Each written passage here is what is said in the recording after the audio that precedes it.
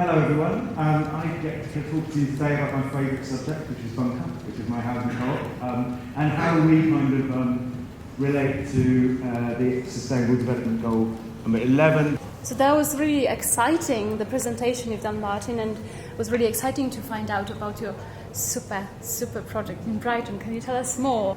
You do it, go on. No. You do it? You go. No, I do mine. Yeah. So we're like building homes. So we've built 2 homes. We've got 3 or 4 more sites at different stages of the like planning process, and they're all like building beautiful eco homes for like low income people, which obviously, while it's really difficult to set up new co-ops at the moment in the current climate, but also it's more needed than ever, I think.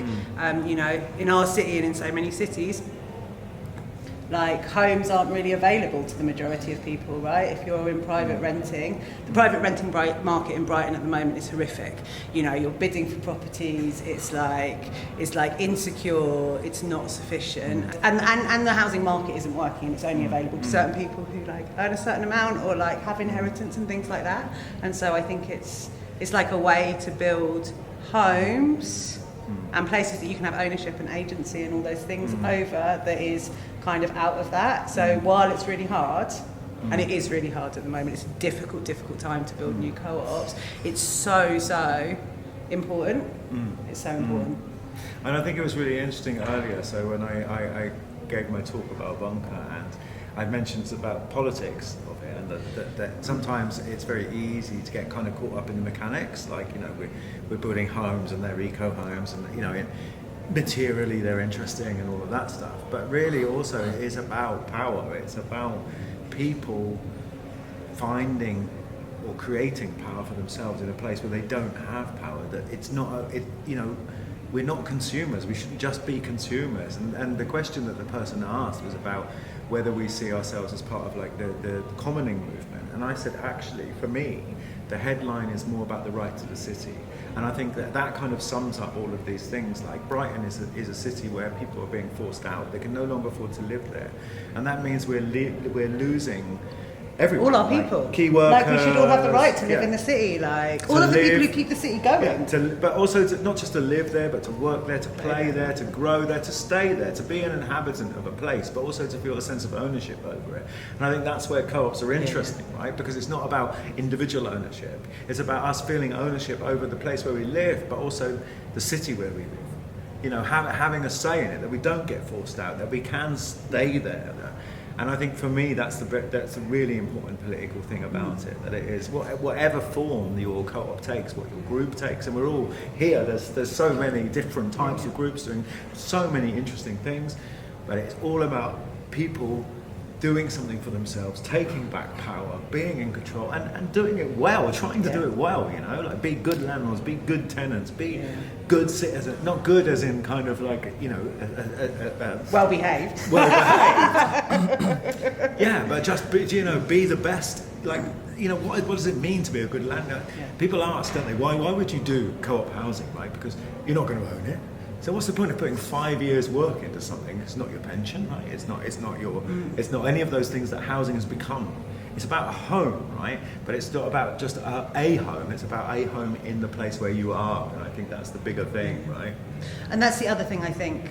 The other thing that I love about coming here, like so much is individualized now, right? It's all about like the individual self, or maybe sometimes like your small units, like your nuclear family, etc., and you come here and you work in co-ops in general, and then you come here and you see that actually it's about like how do we organise in like groups and collectives and movements, and just say there has to be a way of like organising, housing the economy, etc., that is better than this way that is just about kind of this very sort of sense of individual or like small unit gain.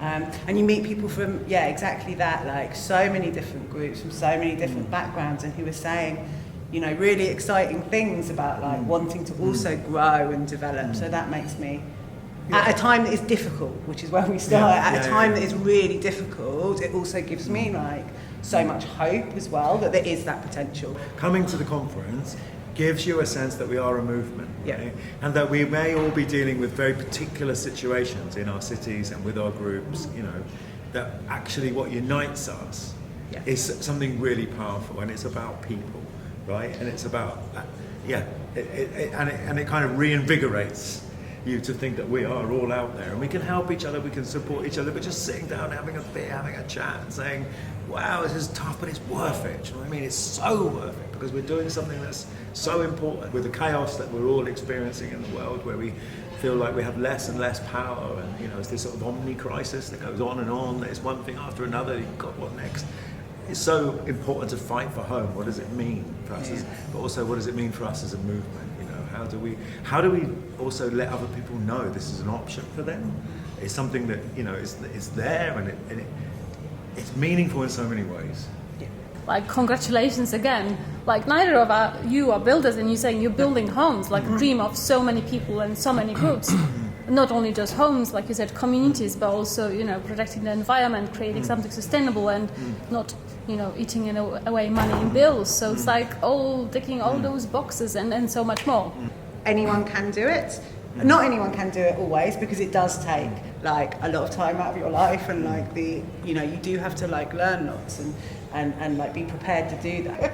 When people were like, when I joined the co-op I didn't feel confident to speak or to do all of that, but like stand up and like talk or have become board members. I love it. I love it. I mean, you have like on the community, sometimes we have these throwaway lines, like what's community-led housing. Sometimes there's this more than housing, and I think that's sometimes been used as a headline for events and stuff.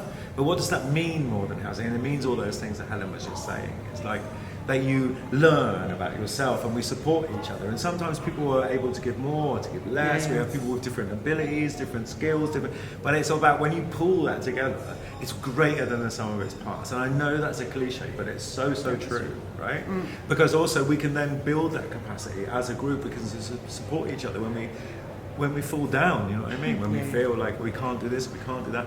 But like just listening to people's inspirational stories. And I think if there's one thing that's going to help us create a sector, it's not just about finding technical solutions. It's about basically telling our stories so that people out there think, okay, this is something I want. And if we create a demand, if we have people out there saying, I want that sounds good to me. I don't need to own my own house, because there's this thing, and this thing interests me, then that's what we take out and we say, okay, so we now have the argument for doing more of it, for asking for policy change, for asking for finance, for asking for all those things from the powers that be that can provide those things, because we say, okay, people want this, right? It's a good thing, and it's happening in the rest of the world, and people are loving it, we're loving it, but it's how we get those stories out there, isn't it? Tell our stories, and they're very human stories. It's about people, isn't it? It's about home, it's about people, and it's about love. It's about like things that are kind of like deep in our core, you know what I mean? And sometimes we can get very lost in the mechanics of it. And I think when you're in a meet space with people talking, and then it brings that back to how it is.